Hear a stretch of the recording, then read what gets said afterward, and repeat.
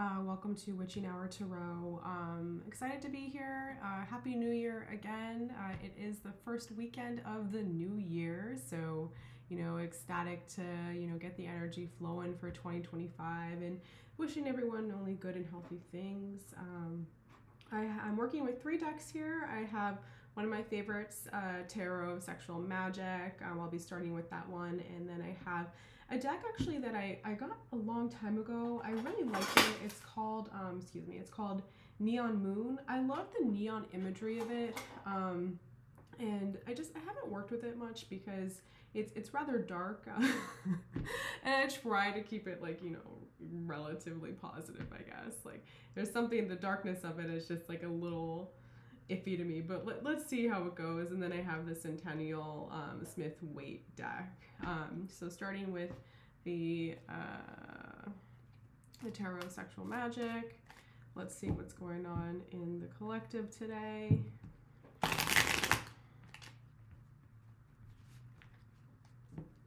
Fix my...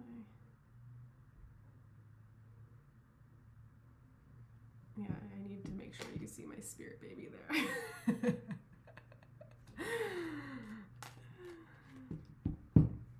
I really love my camera too. Like I'm super happy with it. I've been meaning to post tarot readings for like years, and like I've been too nervous and too shy about it because I'm you wouldn't think I'm esoteric at all by just like looking at me. I look pretty plain. I have no tattoos, no piercings, and my hair isn't dyed. I work a very traditional job. But the good thing is that I actually don't have to do this for money. So I can kind of post whatever I want and, read however I want without incentive of, bringing people here just, to get them to come back for the sake of me making money. But, maybe this will become something like that. But for now, it's just kind of a hobby and, see who resonates with me in the collective and is able to find Witching Hour Tarot. So let's see.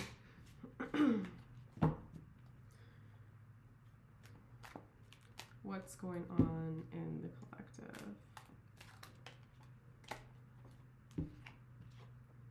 5 of Pentacles. So, left out in the cold. This deck is so romantic. You can see he's kind of like, this is like kind of a Romeo figure, but the story of Romeo and Juliet is, horribly tragic, and because of the fights between the two families, like they were both kind of left out in the cold. They were forbidden to be together. I forgot what the names of the families were. There's a really great movie with Leonardo DiCaprio. I think he was like 19 or 20 in the movie.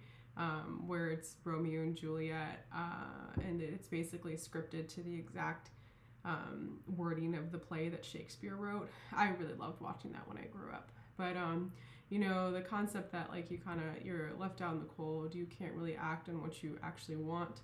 There's no charity for you even when you seek it. So this figure here is more or less in that kind of depiction.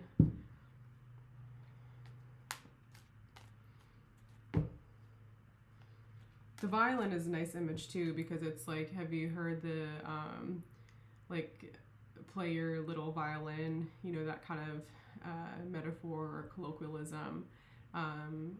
This, I forgot exactly what it is. Like I think it's just like play your violin, and it's kind of just like, you're playing it and like, just to get people to pity you and feel bad for you, and like no one really does.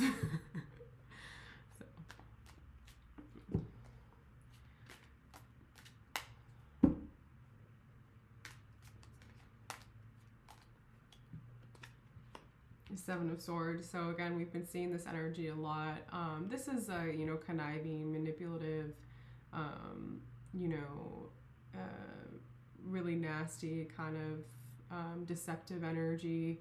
So someone's more or less seems like being left out in the cold because they've been in this energy.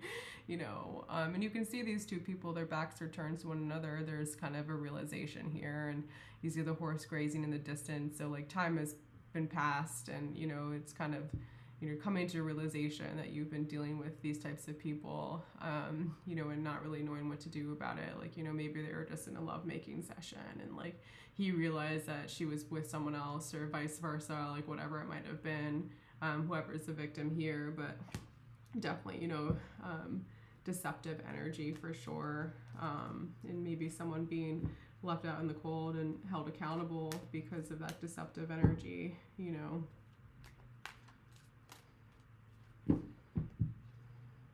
The Lovers. Yeah, so we haven't seen this card yet in any of my readings. The Lovers, it's obviously, I think it's one of the it's the 11th card in the Major Arcana. So it's kind of just like, it's the Adam and Eve depiction. It's the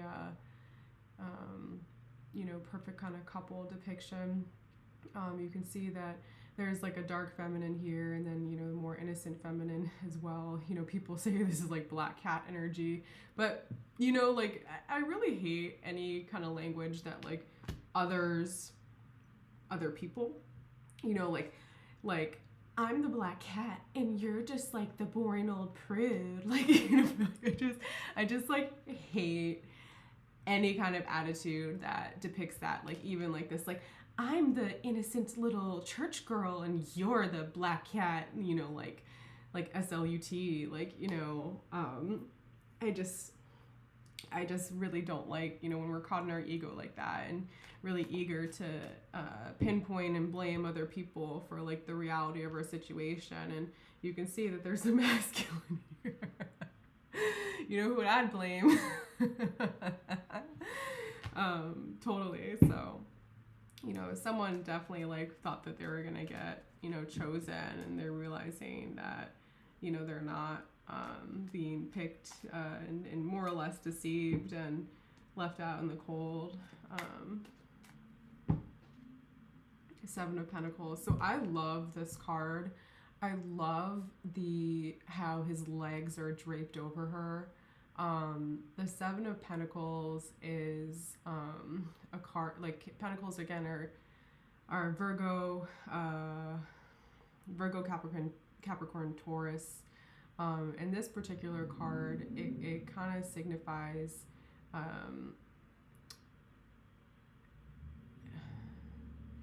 there's a neediness here for sure, but also a comfort. You see how she has that, ribbon wrapped around her arm, and it's like they just, were having a very intense lovemaking session where maybe she was tied up or whatever, and there's definitely a degree of possessiveness here, a degree of wanting to control the situation here, but also building from it, but like not really quite at 8 or 9 Pentacles.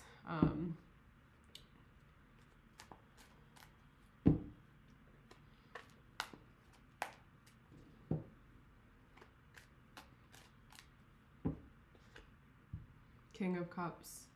So the King of Cups, Cancer, Pisces, Scorpio, very, very emotive king, very fair king. You can see he has a lady in waiting at his feet, very, like, his stern face on, but, the fact that he has this young woman here kind of waiting for him, and he's stroking her hair and more or less like treating her like his pet, understanding how to treat women, understanding how to treat, your love situations, and, learning along the way, being more flexible in how you do, navigate those types of situations. Because if you're just like really, if you don't trust the person, like you're possessive of them, like a lot of like, it's interesting like how expressive humans can be in their sexuality, and like, BDSM and like the kinkier kind of 50 shades of gray stuff. Like it is a manifestation of like, our deepest fears. So like when women are getting tied up, or, someone's getting bounded or whatever it might be, like, I feel like it's definitely indicative of, a more jealous, possessive feeling of the masculine. And, like them, the feminine being helpless in the situation and just kind of being subjective to what the masculine wants. So someone's kind of outgrowing that, like realizing that like I can deceive and do, I can deceive someone and make them my ultimate lover, make them my ultimate choice, but like even if they don't have the strength to kind of, if they don't have the feminine strength or the chaos or the assertiveness or the boundaries to, overcome like what I'm trying to subject them to, then like, it's not, there's no growth, So, let's see.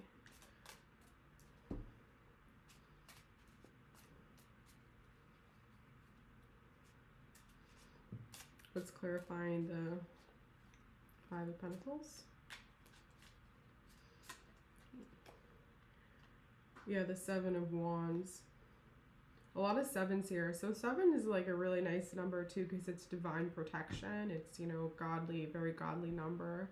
The Seven of Wands, I more or less like, let's look at the imagery here actually.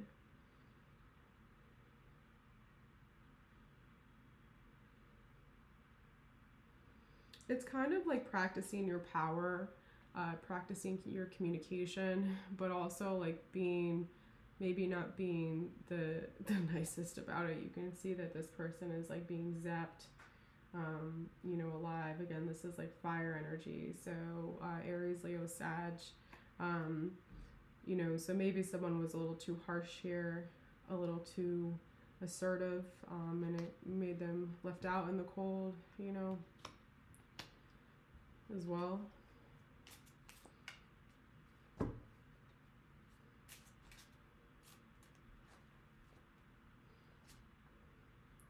Supervisor of Arms. So I believe this is the Knight of Swords. So the Knight of Swords is again like a scout, someone who scouts out the land before tens of thousands of soldiers go into battle. It's definitely air energy, so Libra, Gemini, Aquarius. Here you can see the person's holding a gun. So this imagery was like kind of interesting to me. I love the neon aspect of it, but it's like steampunk, so you see also how her hand is out, like she's coming, like looking for money, coming looking for something to be given to her, maybe a bookie of some sort, looking to be paid and, reporting back to whoever her master is. And it kind of gives me like a Jedi vibe too as well, but more so like, a dark Jedi. Like it's reminding me of Star Wars when Anakin and Obi-Wan are like chasing the changeling woman who I forgot, she like tried to kill Padme, I'm pretty sure, something like that. And she ends up being shot in the face by Boba Fett, or shot in the neck by Boba Fett. So there's definitely a dark aspect here, especially with the Seven of Swords. So, kind of being, doing someone else's evil bidding for them, and not really having a choice. The Agent of Arms. So this is the Page of Swords. So there's definitely a lot of air energy on the table. This is again like a scout, someone who is learning how to wield their sword, learning how to, scout out the land, like learning their lessons, how to be logical, practical, reasonable. So with the Lovers, it's kind of like, learning what you actually do like in love. Like maybe you want, more of a black cat than like the innocent, church prudish type.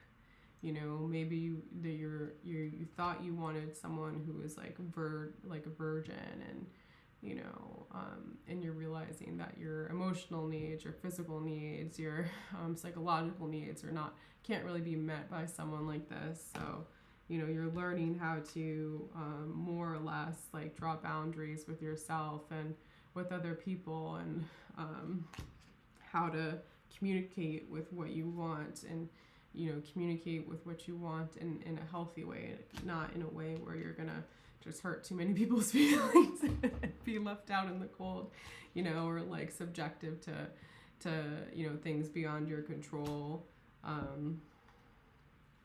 Encompassing more of the King of Cups energy for sure, and being more fluid. And it's really interesting because like the psychological language now around like relationships is like, you need to have boundaries, you need to do this, you need to do that. And like, like what makes a relationship healthy and happy is like not necessarily like having really rigid boundaries, but it's having like, being flexible, being able to compromise, being able to express yourself, and then also listen to what other people are saying. So like it's kind of a really tough thing to navigate because there's so much language out there about like, you have to have boundaries, you have to do this, but like, boundaries are there to protect you and like, help and build a relationship with the other person, in a healthy way. But if you're just doing it in a way to manipulate people, you're just doing it in a way to like see what you can get out of people with the disregard for like the morality of it, then like, it's very rigid. Like there's no flexibility, and like your relationships will suffer. And like I think the best relationships that the longest happiest marriages and relationships are people that are able to really compromise and like listen to what the other person is saying constantly. 5 of Wires. So there's some conflict on the table for sure. This is like the crab in the bucket analogy. So like you can put crabs in a bucket because if one tries to climb out, the others will just, bring it right back down. So, fighting along the way, unfortunately, with the 7 of Pentacles, I think that's like, you're kind of just like sick of having to fight for respect, for the people that you want, for people to understand your perspective. Like everything is an uphill battle seemingly, and you're making the wrong decisions along the way. It doesn't help.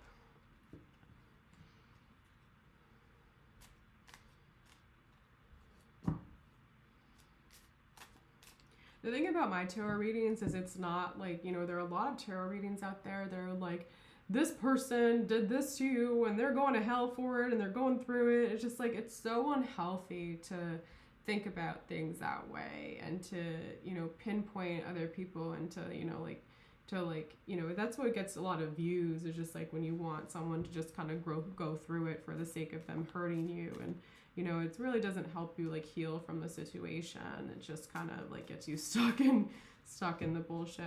But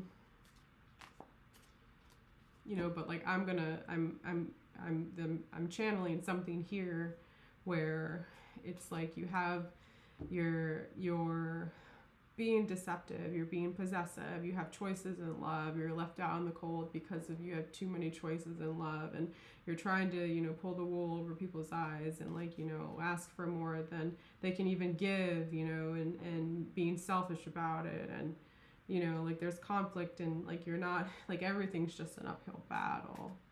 And it's just, you have to change your perspective, you have to change your communication style, you have to encompass, the King of Cups. Like be flexible, like be, like move like water, and water can be very cutting too. Like it, when it cuts its way through the earth and like forms rivers and stuff, it's the most erosive force in the world. Granted it takes time, but like if you're patient and take your time and try not to hurt people or, say things just for the sake of, putting people in their place or saying things just to hurt them or whatever. Like, there are better ways to handle a situation than like what this is.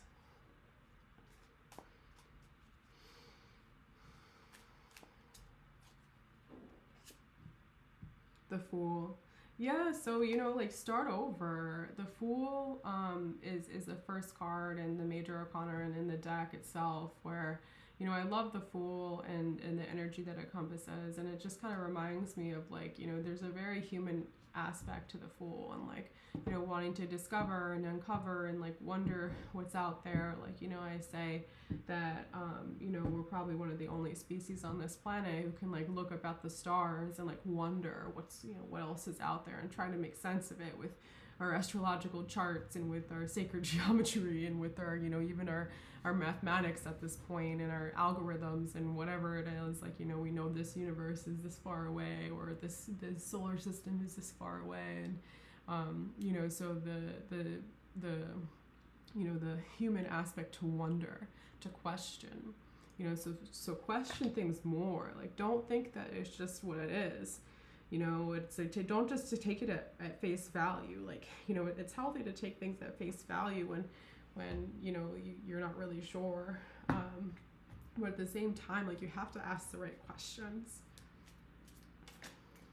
Kind of like this reminds me of like iRobot too, where I loved iRobot with Will Smith, and I forgot who the robotics like professor was that like would make these like holograms to send to Will Smith to like as clues along the way for how like the robots have ultimately like taken over the world or whatever. And like his point was like he kept saying like you need to ask the right questions, like you need to ask the right questions. So like Will Smith would constantly like meet these holograms at different spots, but then like all of his questions couldn't be answered because he's like you need to ask the right questions. So like like you can't just assume things are a certain way because you're used to them being a certain way, and you're too caught up in your own issues of like manipulation and possessiveness and choices and love, and to really see what's going on.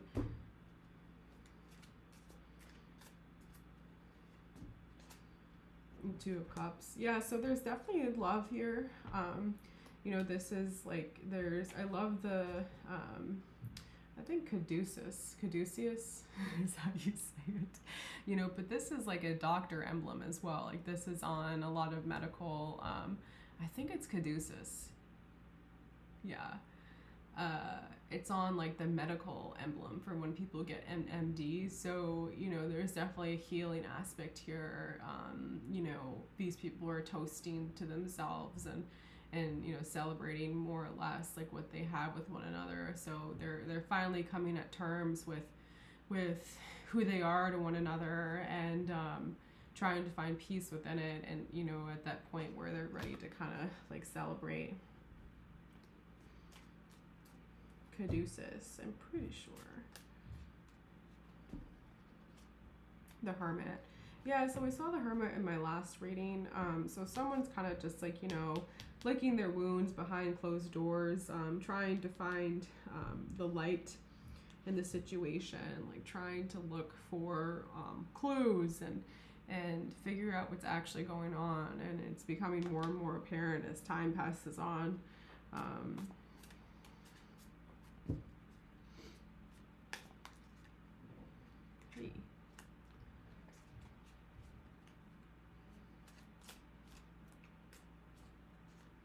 The Magician. Yeah, so definitely magic, someone who's spiritually connected here.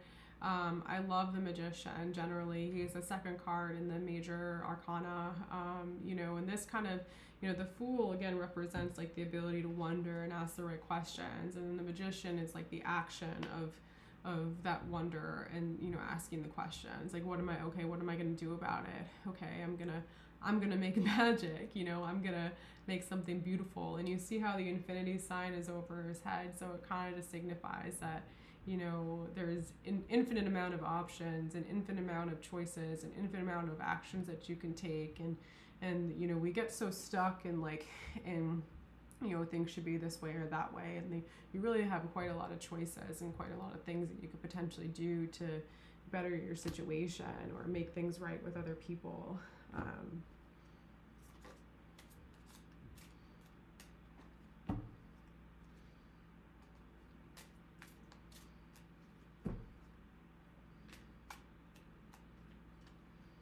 And you see also with the magician, he's able to master all the suits. Like there's a wand, a cup, a pentacle, a sword on the table.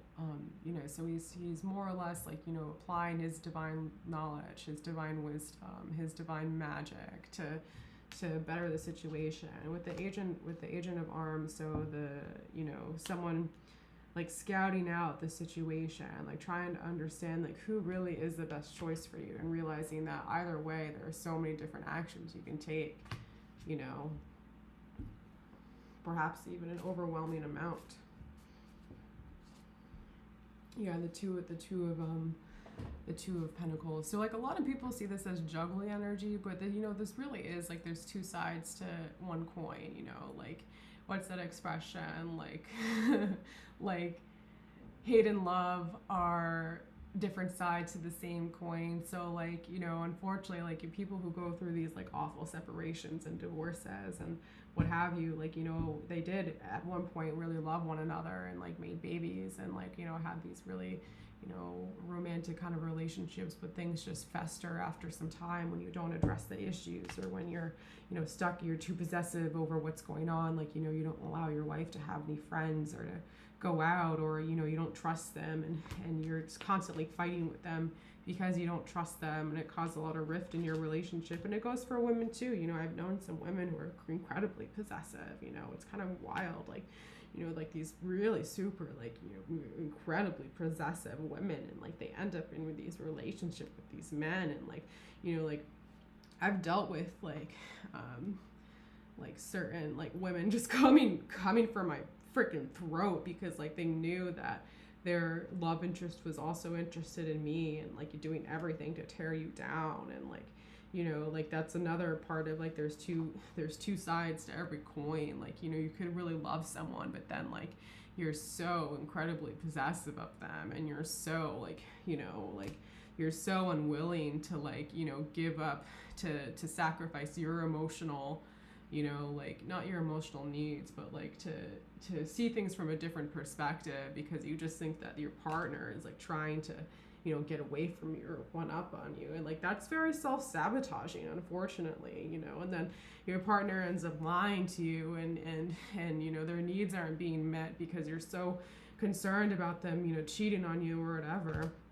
And then you're walking around like looking for things to looking for answers, like looking for what's going on, and it's like it's in the totally wrong direction.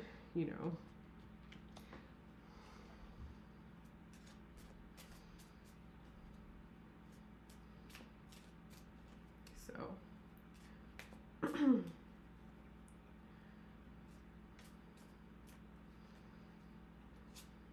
Ace of Wands, yeah, like so Ace of Wands, again, it's like the phallic, it's phallic, PHALLIC. It's a card of action, a card of manifestation. It pairs really nicely with the Magician. It's a card of trying to take action from a situation, to communicate something, to get it out there. So someone definitely wants to communicate something. They're sick of dealing with all this BS. They're sick of dealing with a situation where they can't do anything about it. They're like their families hate each other. They've been harsh in the past. They can't even find a resolution. This person is out to get them. And unhealthily so. Like maybe like doing like there's kind of like obsession here, and like the thing is like so many people are also just like on like something like pills, alcohol, cannabis, like tons of people, like, or Ozempic, or they just they have body dysmorphia, and they're constantly like like trying to torturing themselves by sticking their finger down their throat and making them throw up, or not eating, or like there are a lot of issues out on the table here that people don't know how to work through, and then it manifests in how they treat their partner, because they feel so insecure about themselves, and they feel like they're not good enough because, and rather than see all these issues, rather than get clean, see a therapist and try to help them with their eating disorder or, anything like that, they just kind of become more and more toxic. And, this person, like, they can't, it's so unfair to put that kind of burden on your partner, like, I know they say like for sickness and for health, in like marital vows, but like in the reality of it is that, two healthy people get together from the start, like, and if they meet issues along the way, like maybe they have childbearing issues, or maybe they do get cancer or whatever, but it's like another thing if it's like, if it's either like it could be out of your control or it could be very much in your control,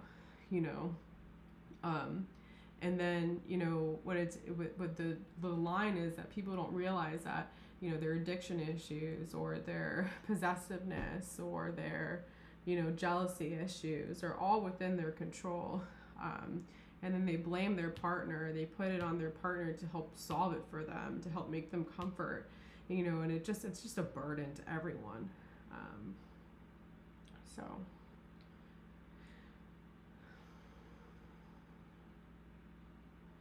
But it's also like another thing you have to remind yourself is that it's very normal to have any sort of relational issues. Like it's very normal to have, issues generally.